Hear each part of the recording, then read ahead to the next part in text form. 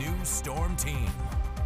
All right, it's 5:17 on Tuesday morning. Thanks for waking up with Andre and Aya. So I say it every morning with the two best dressed in the 701 every single morning. That reigns true every single day. Yes, indeed. You know, you hit the nail on the tee, but however, Chance, we got a lot going on over the next several days. You know, a lot of changes are going to be happening, both in conditions and temperatures. So I'm that's just ready that for we'll something lower than 90 degrees for the high. Well, you're gonna get it very soon. Okay, you tell us. All right, now looking here in Dickinson right now, we are seeing those temperatures at 56 degrees, and the winds are relatively calm at this time. And looking over the horizon, it's looking like a good sunrise, so it's looking pretty good here so far across Dickinson. Now, as far as our current temperatures, our temperatures right now are mainly in the 50s and the 60s, and we even have a few 70s in there in Harvey and Rugby. But other than that, regardless, it is still a relatively warm start to our day. We really don't need the pants on, and we need the shorts on this morning.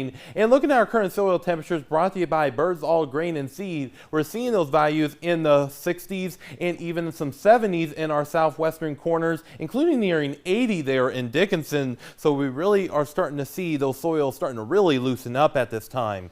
And our winds are out of the south and east in our eastern areas, but however, we're really starting to see that northerly flow in our western areas about 5 to 15 miles per hour, and that is due to our cold front starting to progress into the state. And with these breezy winds, we could see some fire concerns in our eastern counties with a red flag warning in effect later on this morning all the way into this evening. So make sure you're being careful in those locations, including in Harvey. Now, we're going to continue to see our cold front push through overnight tonight into our Wednesday, and this is going to help cool things down slowly but surely as we head into the rest of the week. And not only that, it's going to be providing us with chances of rain and some thunderstorm activity as well. And the one thing to note too, it will be quite on the windy side as the system pushes through. So that's something to keep in mind. So be prepared for that if you have to travel or do any sort of activities. Now, we do have a chance of seeing some strong storm potential overnight tonight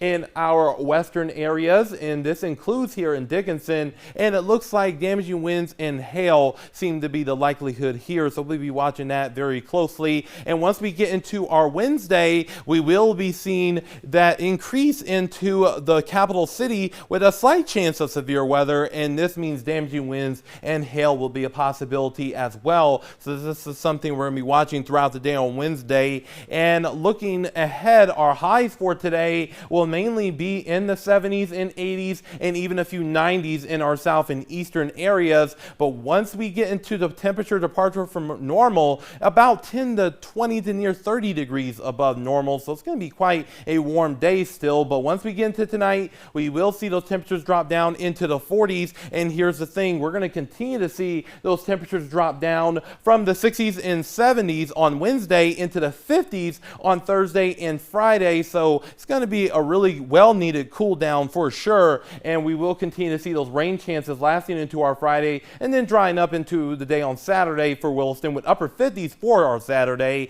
And that same thing goes for Dickinson too, so that's something we'll be watching very closely here. Now for Minot, we will continue to see those rain chances increasing through our Friday, and then once we get into our Saturday, we will see things dry up, and then we'll be watching maybe for some more rain chances as we head into our Sunday and Monday, and that same thing goes for Bismarck too. So Chance, we're going to be watching for these conditions over the next several days. Active weather.